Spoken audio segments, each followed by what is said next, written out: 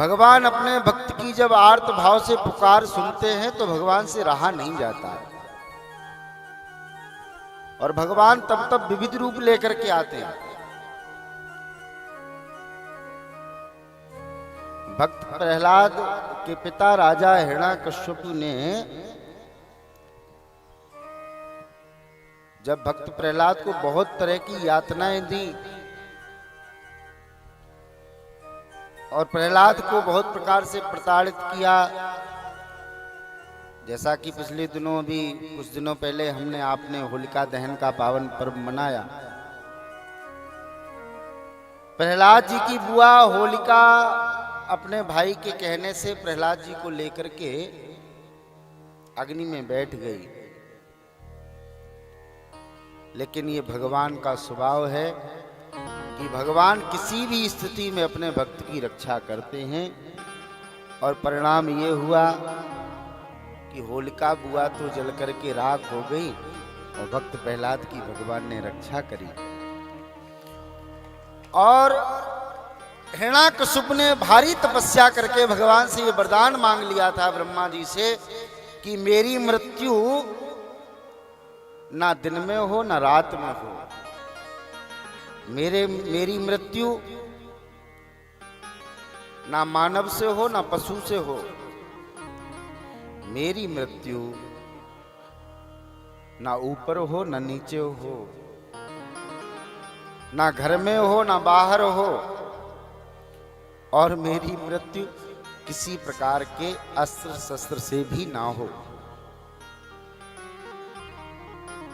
ऐसा वरदान जब हिरण्याकश्यप ने प्राप्त कर लिया और भक्त प्रहलाद को बहुत प्रकार से यातनाएं देने लगे कि तुम भगवान का भजन नहीं करो, मुझे ही भगवान मानो। अंत में जब प्रहलाद को मारने का पूरा प्लान बना लिया हिरण्याकश्यप ने, एक धधकते हुए जलते हुए खंबे से प्रहलाद जी को बांधा और हिरण्याकश्यप ने कहा कि यदि तुम्हारा भगवान सर्वत्र व्याप्त है, जैसा कल मैं आपसे निवेदन कर रहा था, भगवान देवादेव महादेव की घोषणा कि हरि व्यापक सर्वत्र समाना और प्रेम ते प्रकट होई मैं जाना। हिरण्याकश्यप ने कहा कि तुम्हारा भगवान तुम्हारी रक्षा करने में सामर्थ्यवान है, तो अब अपने भगवान को पुकारो। आचार्य जी ऐसी कथा है। तो आप सबको मालूम है उस समय भगवान ने एक अवतार लिया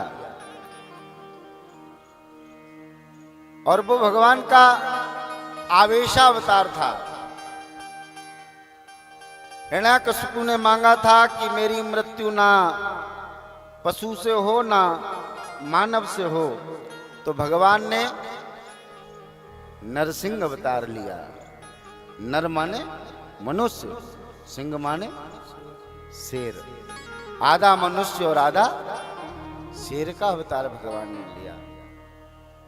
हिरण्याकश्यप ने मांगा था कि मेरी मृत्यु किसी अस्त्र शस्त्र से ना हो, तो भगवान ने अपने नखों को इतना बड़ा किया और उसी से हिरण्याकश्यप की आंतें निकाल दी। उसने मांगा था कि मेरी मृत्यु ना ऊपर हो ना नीचे हो, इसीलिए भगवान ने उसको ना घर के अंदर मारा ना घर के बाहर मारा, घर की दहलीज पर उसका उद्धार किया। हिरण्याकश्यप ने मांगा था कि मेरी मृत्यु ना दिन में हो ना रात में हो, इसलिए भगवान ने गोधूल बेला, जब दोनों प्रहर मिलते हैं दिन और रात, उस समय की वेला में अवतार लेकर के अपने भक्त की रक्षा की। आवेशा भगवान के अवतार लेने के कई कारण हैं और भगवान ने समय समय पर कई रूपों में अवतार लिया।